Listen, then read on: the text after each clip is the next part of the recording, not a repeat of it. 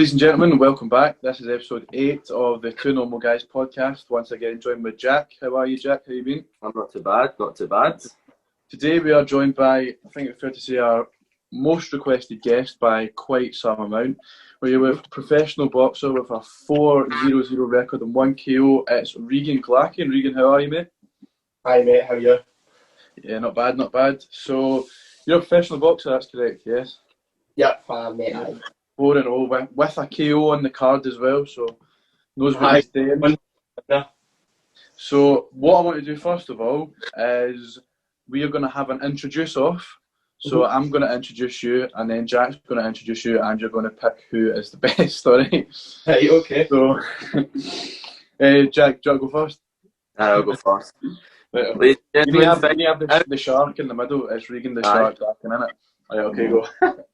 Ladies and gentlemen, fighting out of the red corner, it is Regan, the shark Glackin!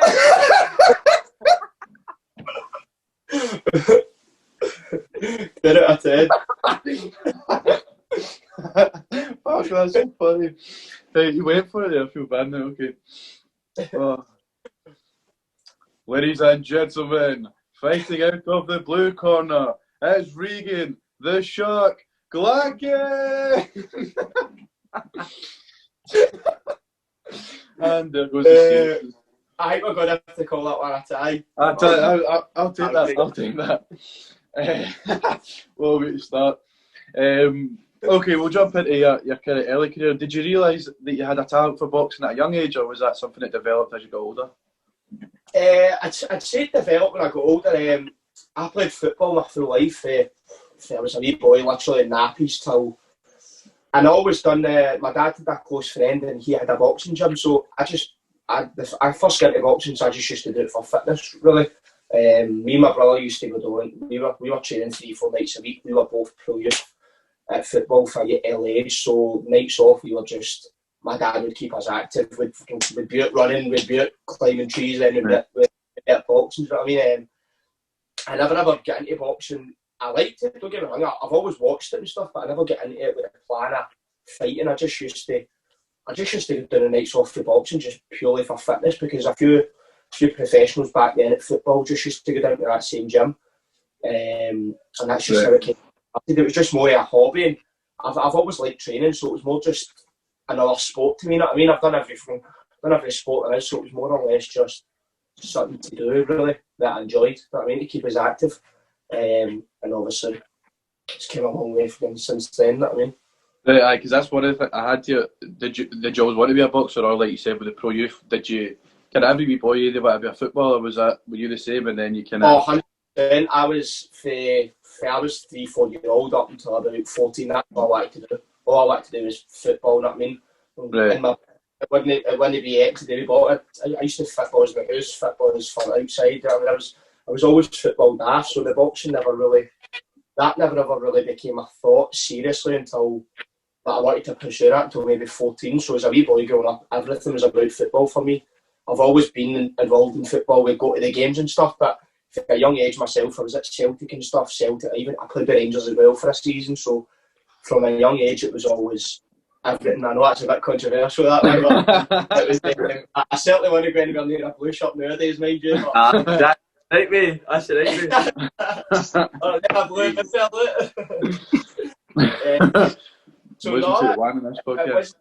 everything was about football for me, and then just especially in my younger days, I was crazy with football. That's all I wanted to do.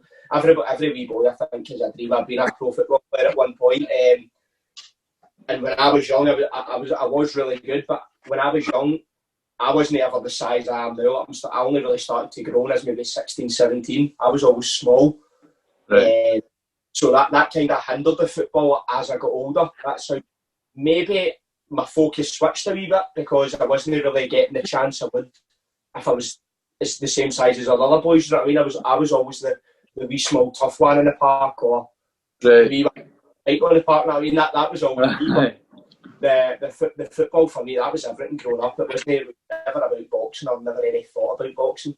It was all purely football. Perfect. So Regan, Did you do you have a set coach, or was it sort of self-taught when you were starting to get into boxing? No, well, when I first got into boxing, like I said, my dad had a good friend, James Lyons, his name is. There's a boxing club that's based in Balmoral, it's called Rob Roy ABC. That was the gym I just used to go down to for fitness. But James himself, obviously, as most boxing trainers, used to fight. And he always used to say to me, like, because his sons and that, he's got 3 boys, they're all involved with football. But he always used to say to me, like, you're probably better at the boxing than what you are at the football.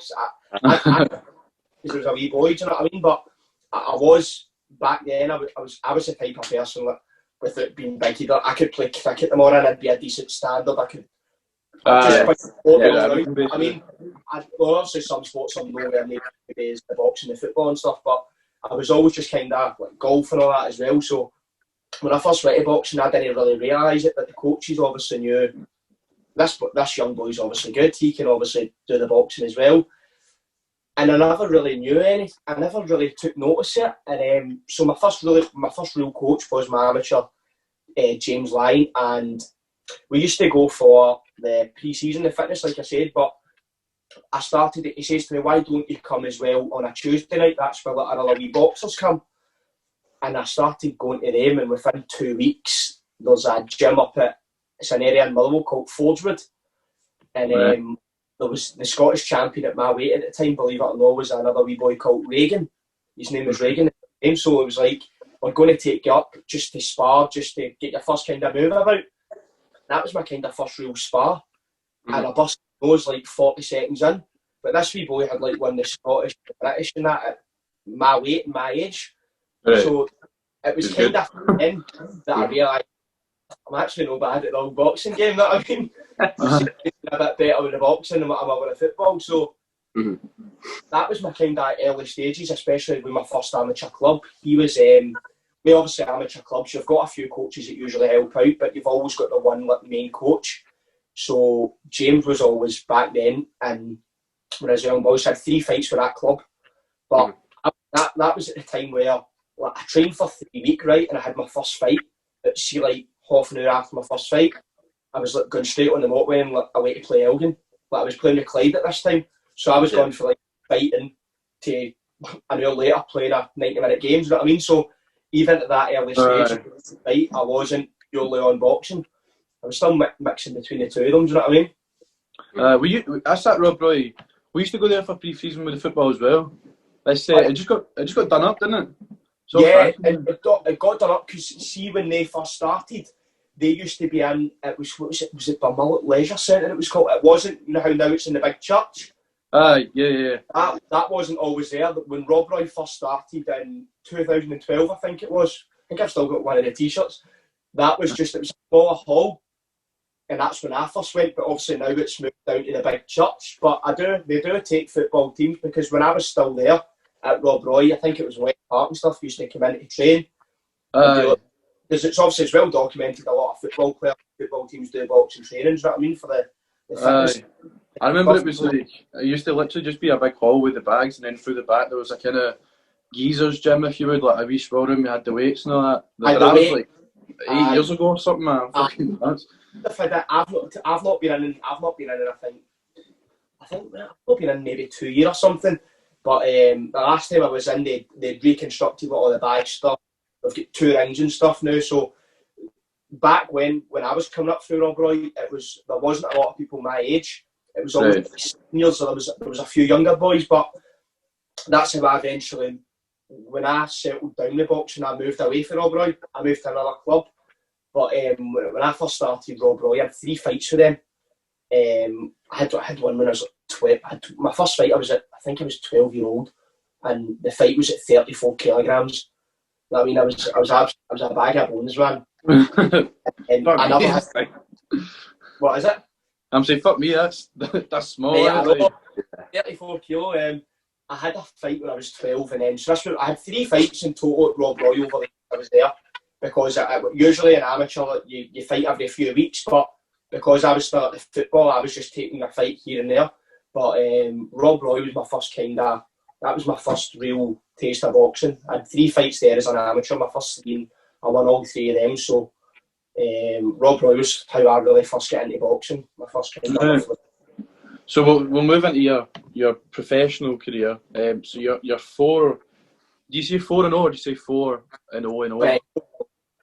4-0, right? So you've won every fight. Did you have any fights where you thought this could go either way, or did you kind of kick the fuck out of everyone? Well, that's a good way of putting it like that. No, well, I've not lost over the 4 professional fights. I've obviously had 3 that went the distance, which is earlier on.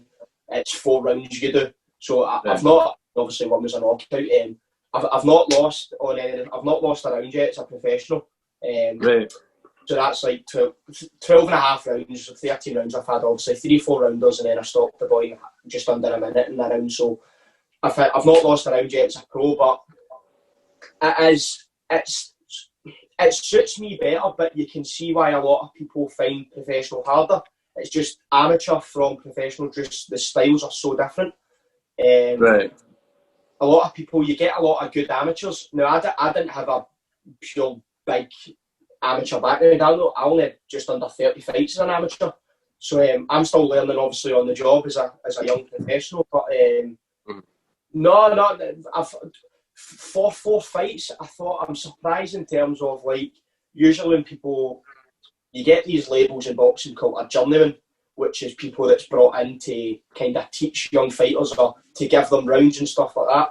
The level of journeyman I've fought for only my 4 fights is like high. Like the boy I last fought had over like 11, 12 wins out of just over 20 fights. I mean, for 4 fights in your professional, that's good. Do you know what I mean?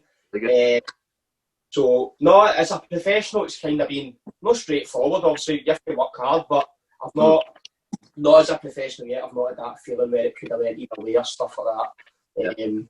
Maybe one day that will come. Obviously, the fights are only going to get tougher, but so far everything's been good. I couldn't really fault anything in that sense. Happy days. Long mate. Exactly. Too right. So, how did it feel? Obviously, you're 4-0, but how did it feel to win your very first professional fight? Talk us through obviously the emotion of how it felt to get that first victory under your belt. Oh, mate, my debut was very special. That was a big thing for me. Because when I just looked at my kind of people, the main thing I always say to people is people just don't realise. People just think like that one fight. Do you know what I mean? People still to this day can't realise, like, see the sacrifice that goes into it. Like it's not just the training twice a day. It's everything that comes with it. It comes with you're training twice a day. You're missing so much. Like I missed my full 21st birthday for my debut. I fought a week after my 21st birthday. Like just read that stuff like that. Like on my 21st birthday, I had all my family up my house. Like they're all sitting with Dominoes and takeaways, and I'm sitting there with a prep meal. You know what I mean? Just weird stuff like the sacrifice, the mixed parties, the early mornings.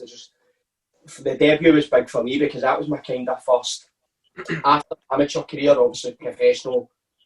Likes with any sport, that's when the kind of real pressure comes because that's then known as your kind of job. Do you know what I mean? If you're a professional at something, you're obviously supposed to be very good at it. So for the debut, it was very big for me because obviously it's just all my journey had led to that one point. I just felt I don't ever try and put myself under pressure. I feel pressure just because I have got quite a big following in terms of even as an amateur, I've got a good friendship group, a good family. So I've always had a lot of people that attended my fights, but for the debut, that was like, I think I sold like 13 tables or something, like 120 games. That obviously, and that's on quite a small show. That's only on like the Hilton Hotel. Do you know what I mean? If it was a big show like say the Hydro and stuff like that, obviously you could do more. But for all the people to come on a small show like that, for me was obviously very good. So the debut was good for that, but it was. My 2 teammates also were in the debut, which made it a bit more better. Joe Ham and Stuart Buck that I've trained with since I've moved to Hayfield, which is that's what the amateur gym was called. So for they 2 to be on the same bill as me, the debut was really big, man. I've never felt nerves. I'm not really nervous before a fight. That's the one thing people always ask. Like, I'm just nervous to perform for the people coming. I'm not really nervous myself. I train twice a day. I know what I'm going to go out and do. Do you know what I mean? Yeah. But never before the debut, man. I was quite nervous. I will admit that, because when you're standing for an amateur, you don't get like the big ring entrance or the big like the deal made. Do you know what I mean? And I'm sitting there, and your song and that comes on. You're about to walk out, and you've got about 130 people there. Just so you know, like in total, about 500 people there, but everybody's just there for you. Everybody's depending on you. Do you know what I mean? That's the bit that's obviously the pressure's there, because, like I say, when you're playing your football games and all that, there's 11 people in the park. You've got 10 guys that can help you out. You're on your own, man. It's only sport. Do you know what I mean? It's okay saying you've got your boxing coach, you've got your family and all that way. You've got fans, but they can't go in that ring and fight for you. Do you know what I mean? You and the other guy. Everything's down to you. So whether you make us, and literally, as boxing as everybody seen last night that was on Sky, it just takes 1 point to change everything. Do you know what I mean? So there is a lot of pressure, but I try not to think of the pressure. But the debut, it definitely, it was a sigh of relief in that one. Although it was good and I enjoy it, obviously you're only going to make one debut. It was good when that was done, because it just a lot of weight was off my shoulders. You know what I mean? Like you alluded to there, you do have like a really strong friendship group, family group around you. Obviously, you see that. Do you think that's played a kind of vital part in your career? Because you see it on Instagram, it's incredible, like Ronan and Max and stuff like that. It's just, it's all support from every kind of corner. It must feel great for you to see that when you see it as a lonely sport. It's honestly brilliant. Like I've said to people for years, like, especially my family, first of all, I want to be anywhere near where we're not even a fraction close to me. A lot of stuff is down to me. Obviously, I'm driven and stuff like that, but with the likes of my mum, my dad, my brother, my sister, my gran and stuff, we're all under the one roof. Do you know what I mean? We're people say they're close to the family, but I'm genuinely like, I'd give everything up for my family. But see, me doing the boxing, obviously I want to do well, but see if I do well, it ain't for me, because I couldn't do it with it them. Do you know what I mean? So whatever I get out of boxing, 100%. My main reason to do it with myself, but it might sound cheesy or that, but literally all I want is to be able to give back to the people that have done well for me. Do you know what I mean? My family and stuff, my mum and my dad have just, everything I do, they support everything. Don't get me wrong, obviously they'll have their own views and stuff and advice, obviously they're older and stuff, but everything I do, they support me. My brother, like you say, if you've had me on Instagram, you'll realise every day, when I'm in fight camp, when I'm not in fight camp through this lockdown, every morning he's out with me at 9 o'clock on Friday morning there in the pushing range. You know what I mean? I'm sitting back, he's standing with keeping the time, the stopwatch and stuff. Do you know what I mean? He's like a mix between my best pal as well as my brother. Do you know what I mean? See, with your family, obviously, how do they feel with, because at the end of the day, you're their son going in the ring for somebody to try and knock you out. How do they feel with it? Because obviously, you know what I'm getting at, it's a dangerous sport at the end of the day. Do they fear I wouldn't say that I'm used to it, but obviously, like I said, I've had over 30 amateur fights, but I think now, like so my mum and dad and stuff, especially my brother and stuff, my sister, my gran, they understand as a professional, it's not just me that can hurt people. Obviously, as an amateur, it's still the same, but it's a wee bit less.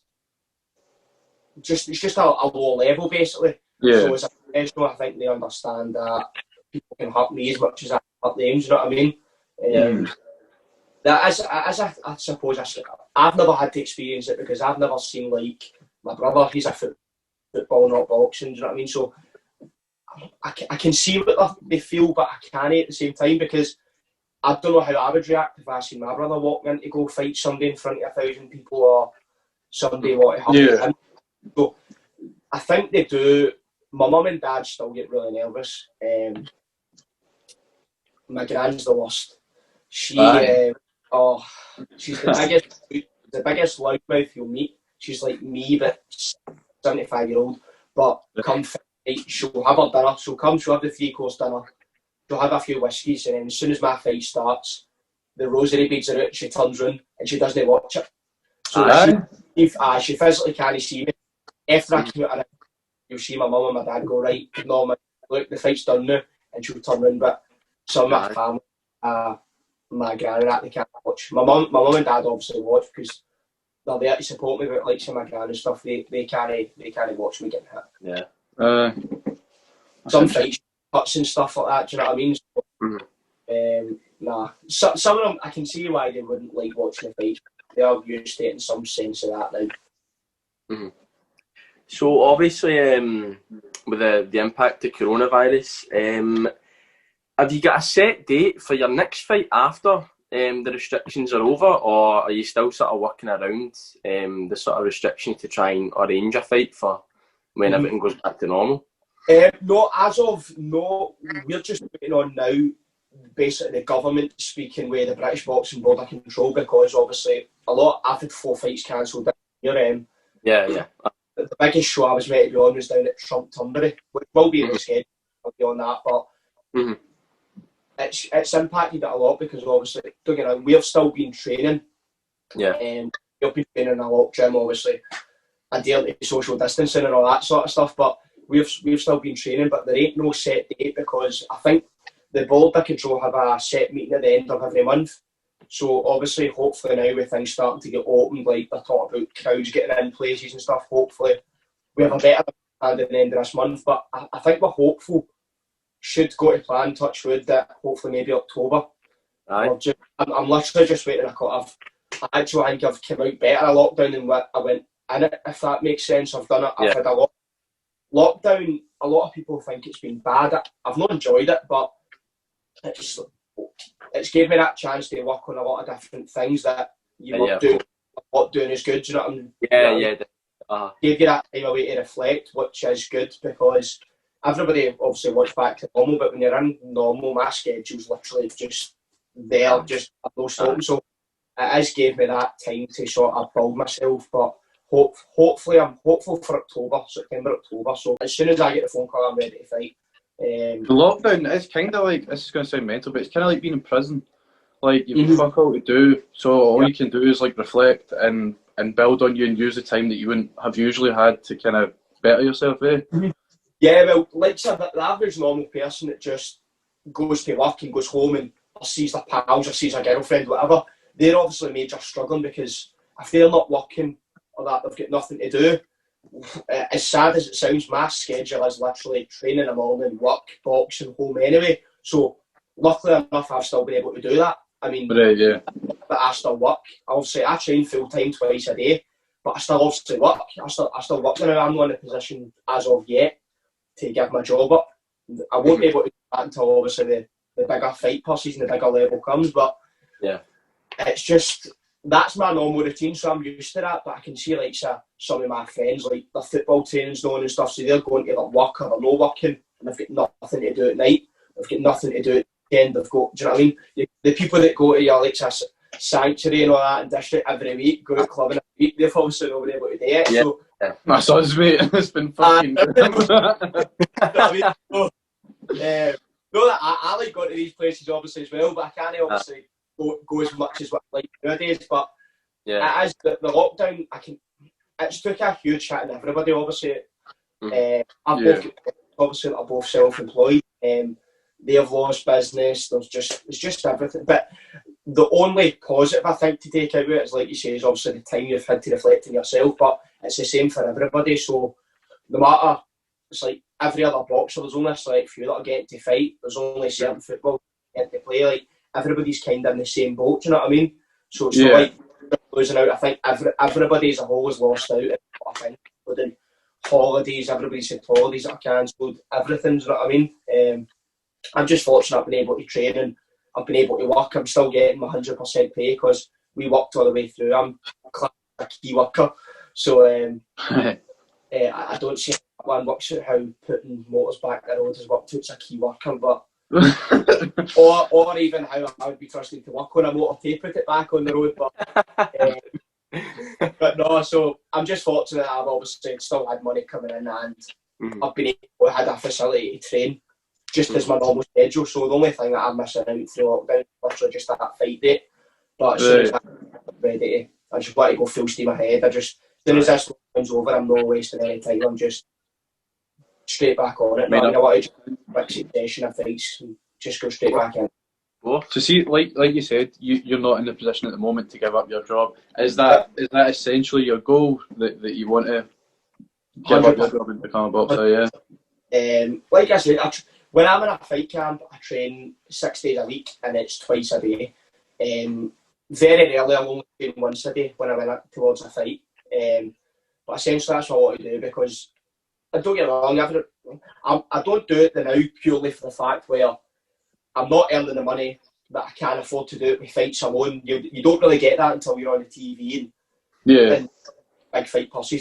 But you've obviously got to build up to that level. But essentially that's what I want to do, because it will just allow me to be able to train and obviously get that rest I want. Because, I mean, my schedule, like, so I'm getting up in the morning, right? And I'm running and I'm doing strength fucking stuff in the morning. I'm then going to work for 8 hours and then I'm due back in for another session. So I'm not really getting that rest that your body needs. So you're constantly tired, you're constantly snappy because you're dieting and stuff. But that's part and parcel. We're not obviously on a position to do it full time like some people like that come off the Olympics and stuff and go straight into professional. They're obviously well looked after and well funded. Obviously bigger promoters and stuff. Obviously done better as an amateur, but that is the ultimate goal. I said I reckon about another year or two. It just depends. You get back. Obviously, this virus we're not fighting for near enough a year. That's obviously put a wee hold on stuff. But as soon as we get back to normal, I'm aiming between them two, hopefully, to be able to go full time. But everybody's got bills at the end of the day, I suppose, aren't they? Exactly. Sorry, on you go. No, sorry, No, I was saying, see, like you were saying about how you would train full time. See, when you went to, was it Vegas you went to for the fight camp in LA before? LA and Vegas, aye. Yeah. So was that a kind of taster of what it would be like to have no job and be a boxer full time? How did you find that? Did you enjoy that?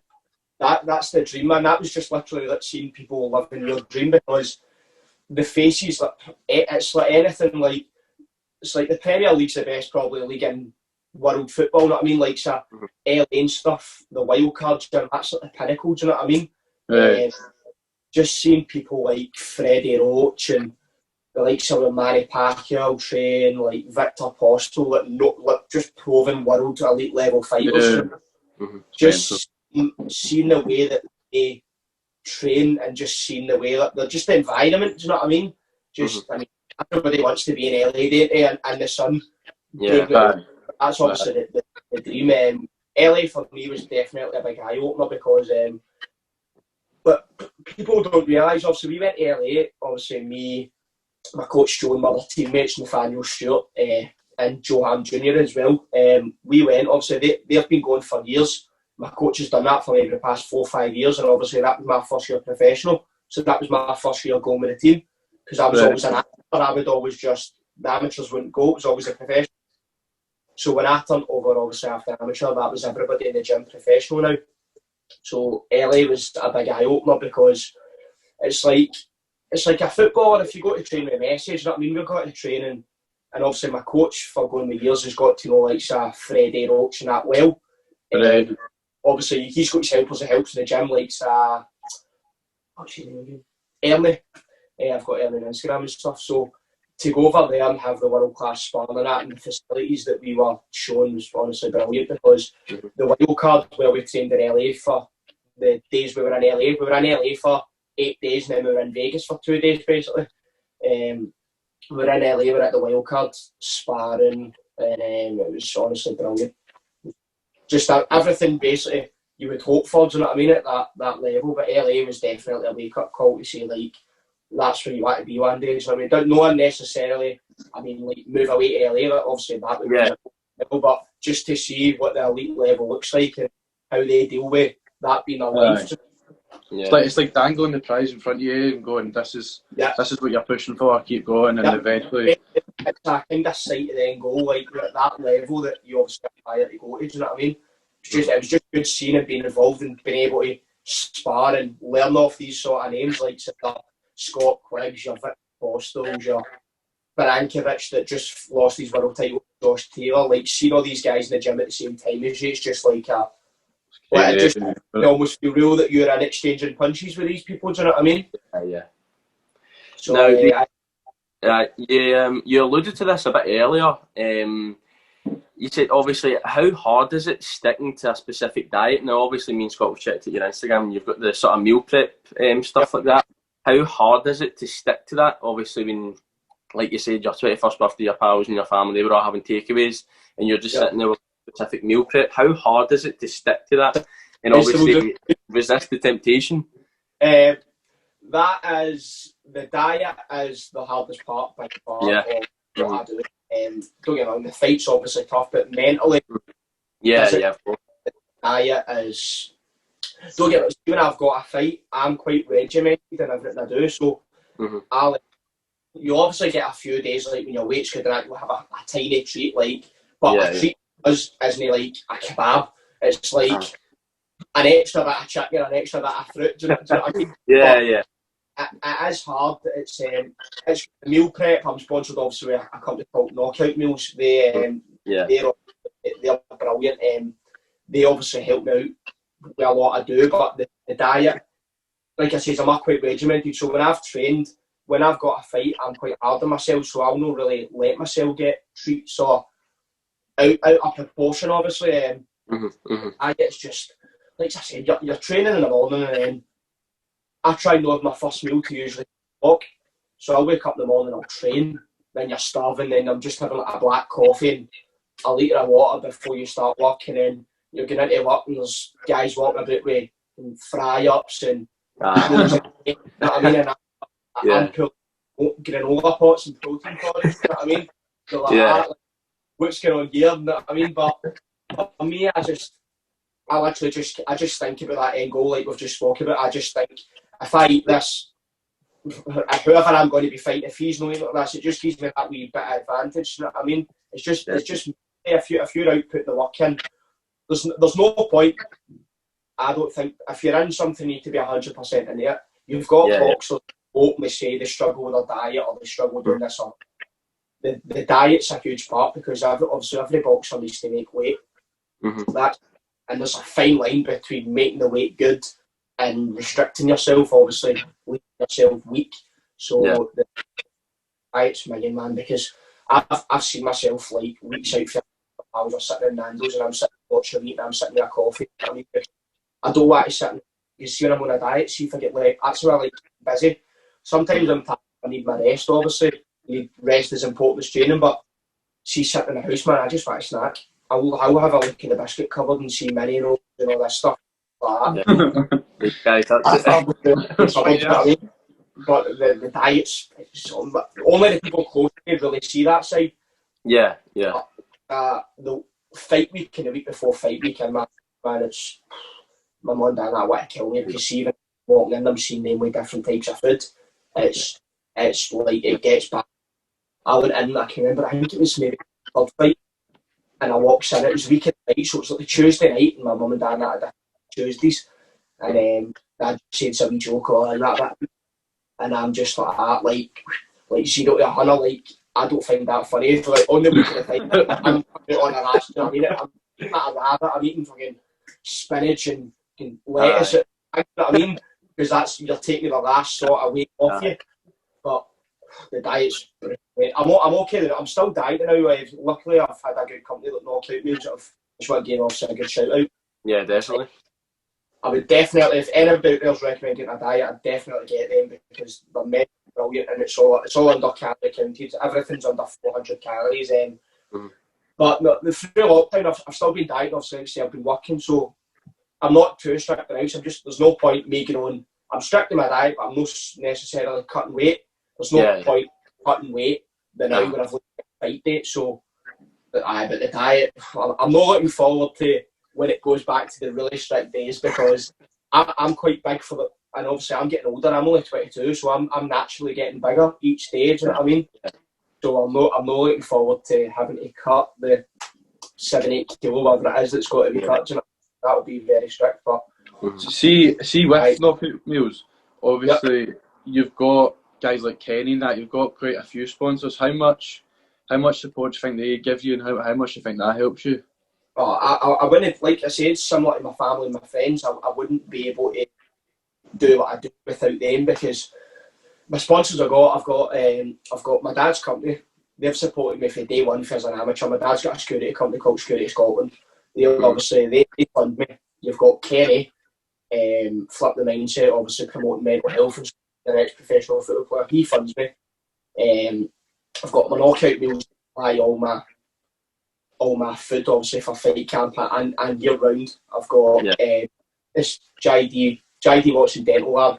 He funds me and he supplies me with all my gum sheet, like all that sort of. I've got Bland Tires Limited as well, which is a garage. My friend Paul that owns that. All your tyre stuff, all your MOT work, all that sort of stuff. And then I've got another very important one, Southside Fitness, which is my full-time massage therapist by Jonathan. So obviously they all come together as a team. Do you know what I mean? Obviously I'm good over Instagram in terms of, I think because of boxing I've got a decent following, but the one thing I make sure to do is always daily is promote them. Do you know what I mean? Yeah. We'll stick all their Instagrams and websites and all that in the description. Yeah, I appreciate that. Obviously, all of them all play their part. They all play their part. The diet, people help with my diet. I've got the massage, the funding, the support for all the other people. There's just all just as in, you know what I mean? I'm not obviously on that support. It's like as soon as a fight comes, before I even go in the ring, and after, I won't let anybody leave the venue until I've obviously thanked them for coming, thank sponsors. You know what I mean? So. Yeah.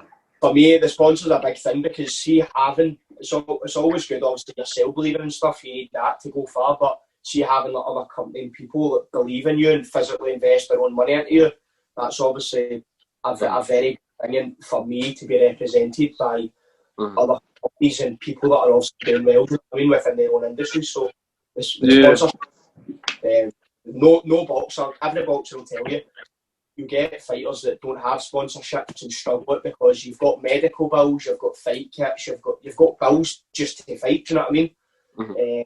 So the sponsors are huge. I generally do it with the sponsors because then I have to fund it myself. Do you know what I mean?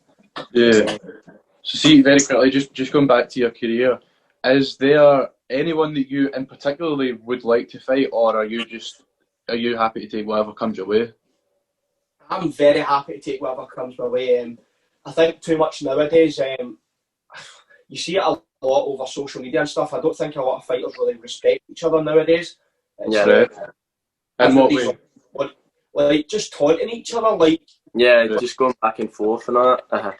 Last night, exactly. I don't think a lot of that is due to fans, the general public as well. Because later last night, Big Dillian White gets knocked out, do you know what I mean? He's put that boy down twice the round before, and then he's been knocked out, and you're getting all these keyboard warriors, keyboard boxing fans. Like, he's got a glass and he's done. Do you know what I mean? Like, and fighting like that nowadays. See, rather than just saying like somebody's a fighter, it would be good sharing the ring. Like I done an interview maybe a year ago before my third fight. I'm not going to call people out. Like if somebody called me, I'm the type of person that I'd happily take that. I wouldn't neglect any person for any reason. I'm literally happy. My management team, they decide my opponents. My promoter deals with my coach. I'm literally just happy taking it as it comes because sooner or later... You're not going to scorecard protect, basically. Like you've got the O. You're not going to do everything in your power to keep the zeros on it. You're going to just take whatever comes. That doesn't scare me, mate. Listen, I don't see people always say about this loss, and it's either one or you learn. I've been beat as an amateur. I've had worse things than a loss in an auction. You know what I mean? So that zero doesn't really bother me if I ever get beat. Obviously, one day chances are everybody's like Floyd Mayweather can go 50 roads. You know what I mean? But it obviously likes a proof. It's how you come back to it. So I'm not scared of that first defeat. So literally any opportunity comes my way. My coach knows me as a person more than obviously knows me as a fighter. So I'll take any challenge.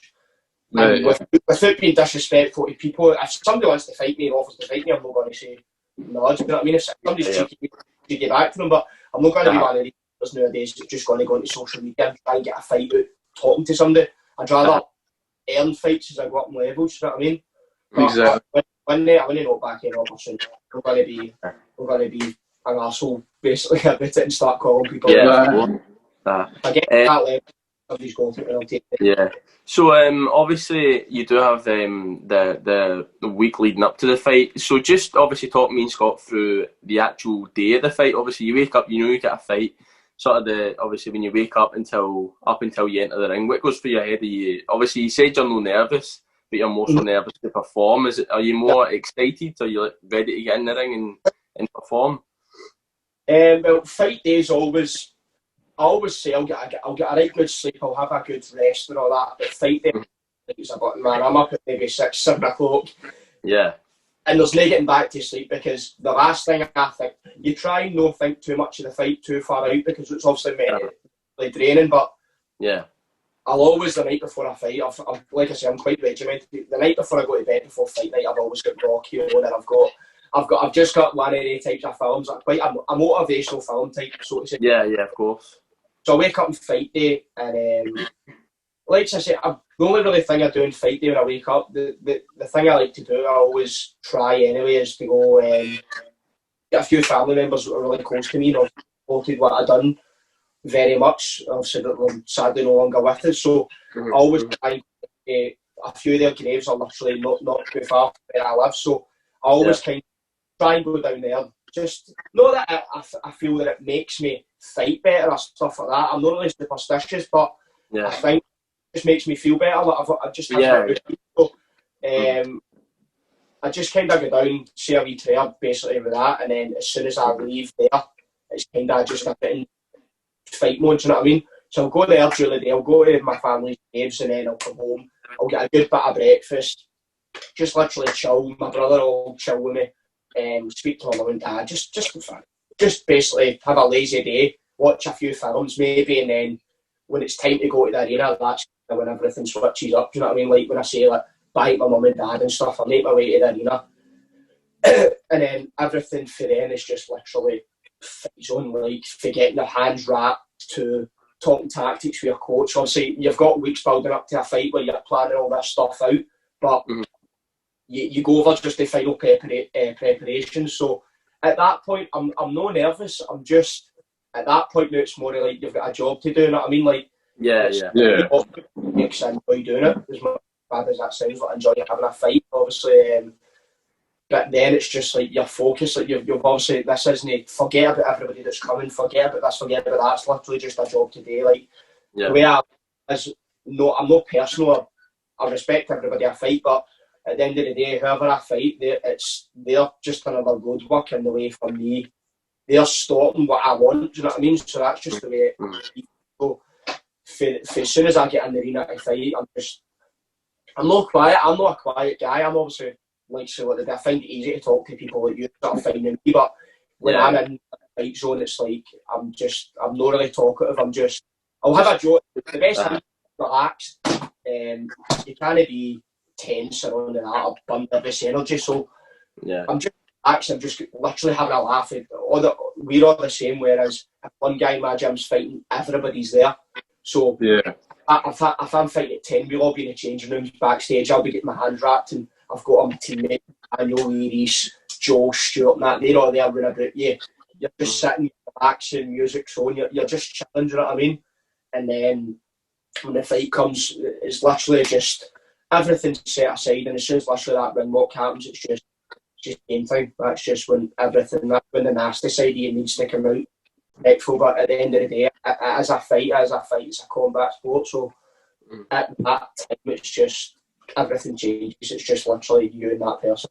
That's all I think about once that. So the fight day is usually it's calm, it's chilled up until you get to the arena, and that's when you need to switch. I'd be a wee bit worried, I'm sure, than my coach if the time you get to the arena and stuff, you're a wee bit, you're colder with people and stuff. You need to just be mindset in the job. Do you know what I mean? So fight day is just like that. It's usually calm. I try not to think about the fight up until fight day. Like I say, the nights before that, because you'll not sleep because you're training for so long for a certain thing. When that day comes, you don't want to be taking it the wrong way. You don't want to be nervous or any of that stuff. You've trained all this time for this one specific day. So it's just like game time then when it comes to fight day, really. Yeah. So I've got it wasn't on the list, but I've just remembered it. I meant to ask you, what is your opinion on YouTube boxing?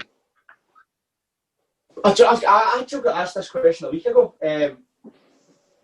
I think it's got pros and cons. Like, Right.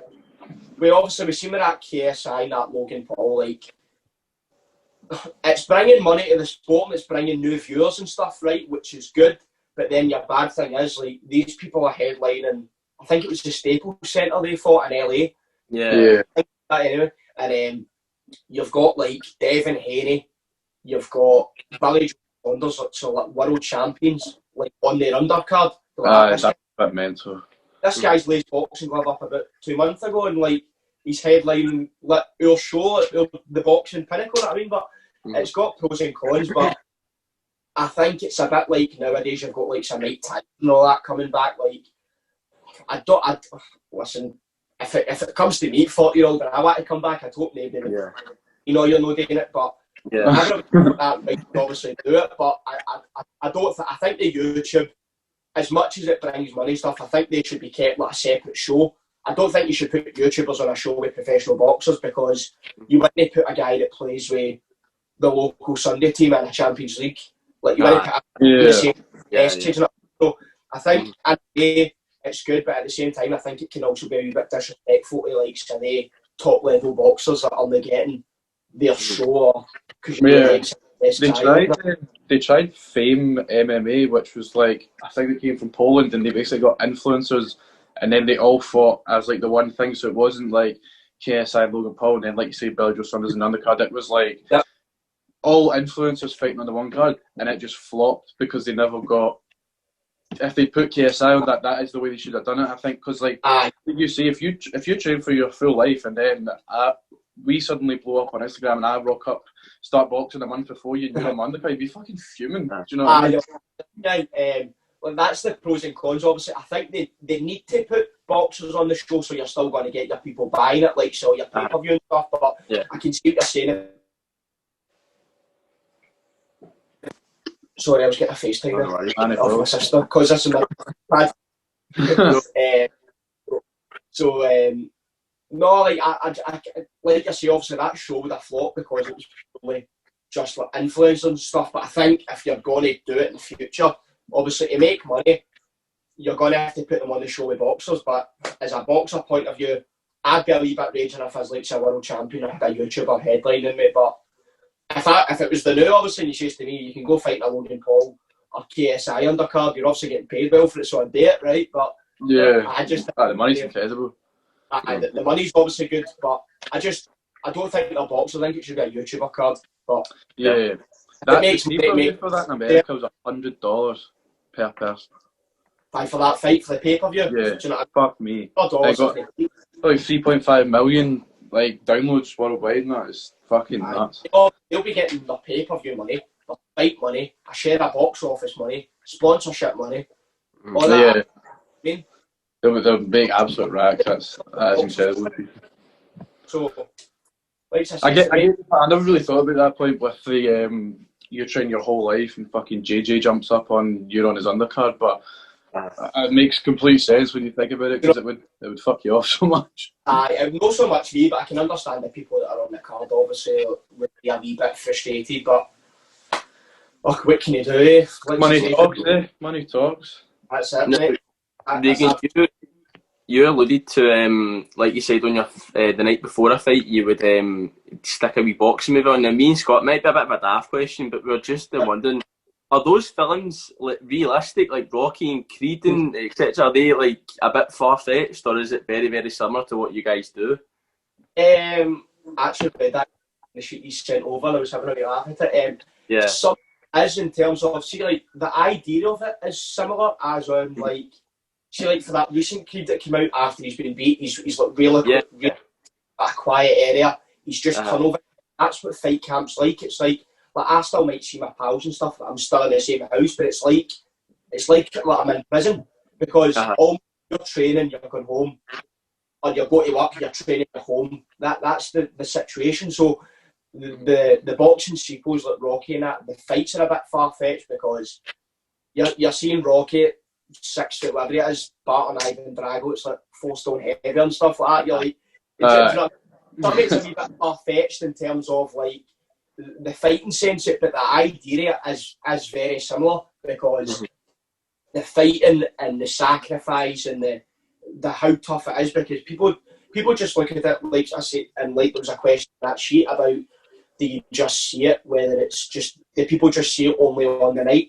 Yeah, exactly. That gives you an idea of the months leading up to it and stuff like that, like the setbacks, the defeat, the people doubting you, people saying you can't do it because they can't do it. Do you know what I mean? Like all the Rocky quotes, the motivational stuff, especially at Sylvester Stallone and that, a lot of that is similar, because boxers do go through a lot before they get in that ring. I can tell you that first hand. Like, it ain't just fight. The fight's the good bit. The fight's the easy part. It's getting there.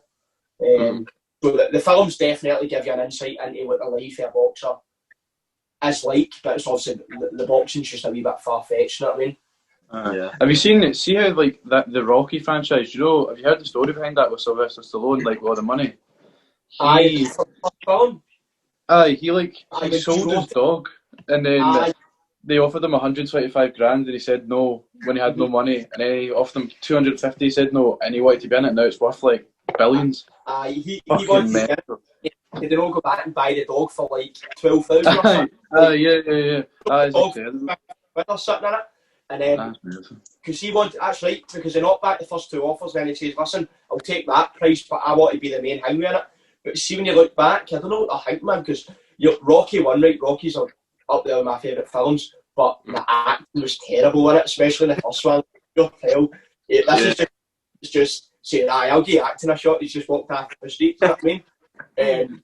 But obviously, look at it now, look at him, and that's literally, that's just, he's obviously not just a great actor, but she just likes the people like Sylvester Stallone, who's came from nothing, literally like that, and just built himself up so much, like, and it's so brilliant, as well as the films and stuff.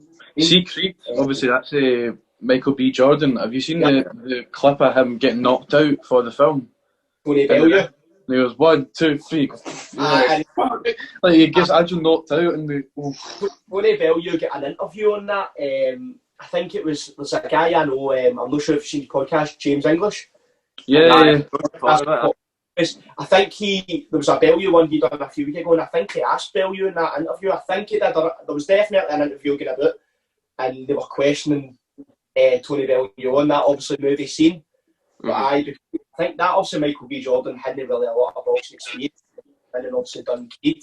But that's actually funny. I imagine got to filming. That just shows you, but in it, you got to film a bunch of professional boxers. What can happen? Especially something like Tony Bellew. Do you know what I mean?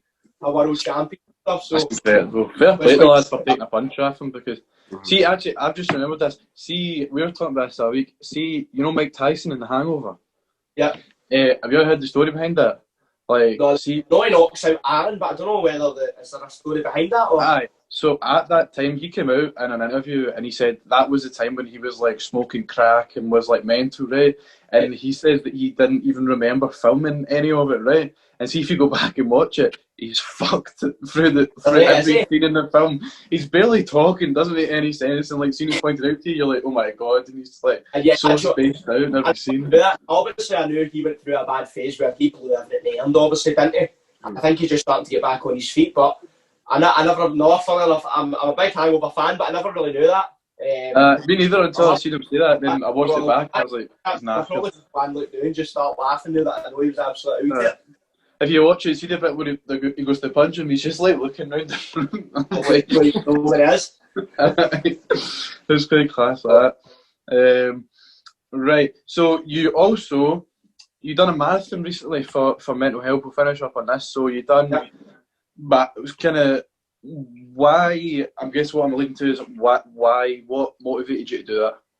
That was a long way for a shortcut. Fuck me. Obviously, I've always been brought up in terms of like, no matter how well you do or no matter how far you ever go, obviously just don't ever forget where you come from, stay grounded and stuff like that. So through this bad time, I've seen a few different people in like different countries, different events for like giving back. But I've always been quite charitable in terms of like, if I've got old clothes that I don't wear, I don't just chuck them out. I'd take them to the charity shop or just that. I suppose as most people do, but at the start of lockdown, I seen people actually doing challenges, and I thought, what better to do than like likes of the NHS, the people that are obviously helping us through this pandemic, putting themselves at risk, and then also Sam H, which is a mental health charity that obviously I had knew about them before, because unfortunately a few years ago I had a close friend, and sadly he took his own life. And also my big cousin Bobby, he took his own life a few years ago, sadly. And just for me, that the mental health side of it, obviously, and I've got that big sponsor Kenny that obviously he raises awareness for mental health. So it was to be for the NHS and the mental health, and Sam H was just one that sprung to mind, obviously located in Glasgow, and a lot of people obviously came forward and says, listen, because I put up just before it saying I was going to do it for mental health, like send in reviews and good mental health, take a look at them and stuff. And a lot of people were saying about Sam H. So no, that was just literally a thing of, and for me it was another way of keeping myself sane and keep myself fit. And I've always said I wanted to do a marathon. I didn't ever think I'd have done one so soon. I didn't ever want to do one so soon. Like, 2 weeks before I done it, I done it on a Sunday afternoon. I was down the running track and I'd done the end of my session. I was like, my brother, I was talking about it. I said, no, it says 16th, I think it was April or May. Can't really remember. And I says, right, 2 week time this Saturday. I said, I'm going to do a marathon. I says, I'm going to do it for this and that. He said, right, okay. So we got home. We go to our setup. I'm useless with computers. That's how I could barely set up this Skype call today. I was with filters and all that one. Do you know what I mean? So my wee sister had done all the graphics. Like, this is what he's doing. This is set up the GoFund page. And I literally took off. Like, I think in total it was literally just shy of £3,000. And a lot. It was. I know. It was really obviously good. Thank you, mate. It was really obviously good because a lot of people that I didn't know even were donating, like just people that was sharing it on Instagram and Twitter and Facebook. So the power of social media obviously played a very big part in that. But for me, that was also, as good as it is to give back to charity, it was a personal target for me to do a marathon. And it was horrible. It was so hard, man. I'd done the 3 weeks before, I'd done 2 half marathons and a few 10 milers. I was like, right, the week of the marathon, I never ran. I was just walking, just obviously keep myself fresh. And then I'd always set a target. I was reading up and it was like, there's only like 23% of the whole marathon, like people that's ever done it, that ever break the 4 hour mark. And I was like, I never forget that. And my half marathons, I've got like good time and stuff. So for me, it was just to finish it, and then obviously I ended up getting within that 4 hour target. So that was another weekend of goal for myself. The marathon ticked off. Good on you. Obviously within that time. So that sounds like hell to me, man. Just running for 4. I can't even run for 5 minutes, never mind 4 hours. Oh, mate, it's shocking. I think what made it worse as well was I done it in the canal. I stay in Royston, just on the outskirts of Bishopbriggs. So we started at Bishopbriggs Canal and ran, and I think we got to, it was basically Banknock, just by like Bonnie Bridge and all that stuff, and then turned down.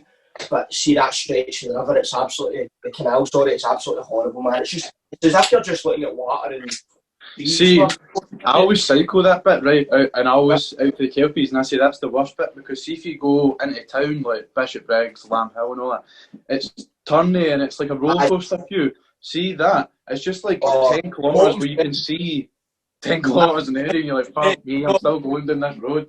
I says that to my brother. I was like, I could have definitely got, although I'm really happy with the time, I could have got a better time, because like you say, see that there's a few really bad open stretches, and if you ever know how bad the wind is at that side of the canal, it's horrible.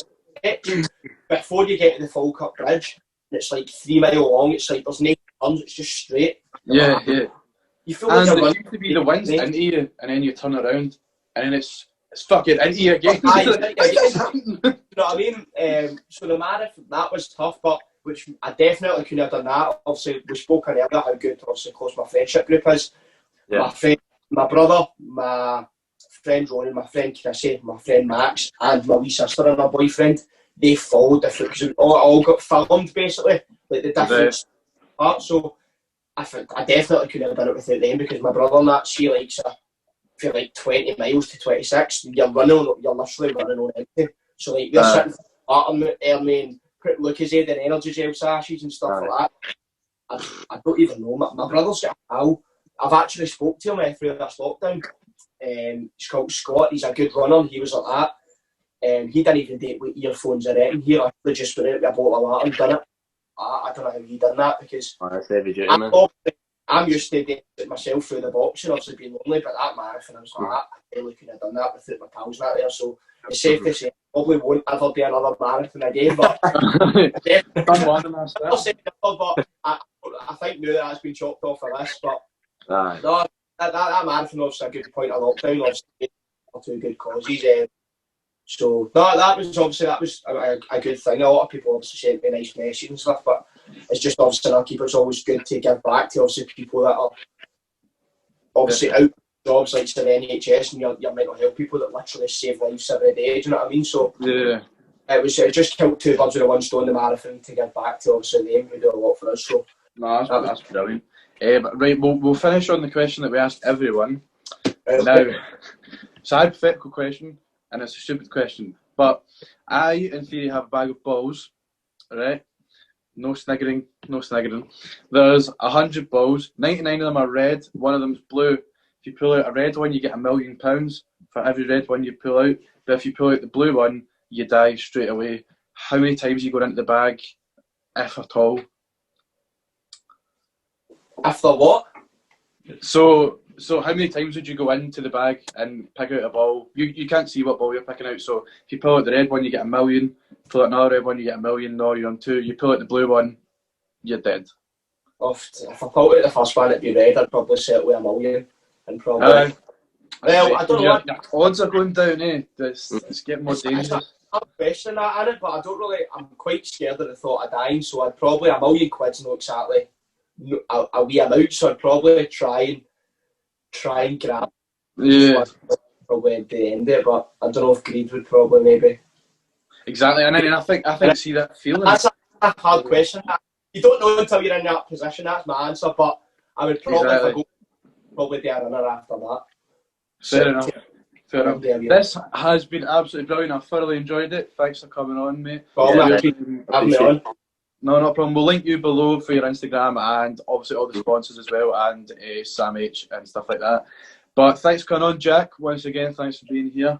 Every time I say that, you're literally going with me. But thanks for watching, everyone, and we will catch you next Sunday at 7 if we can be fit.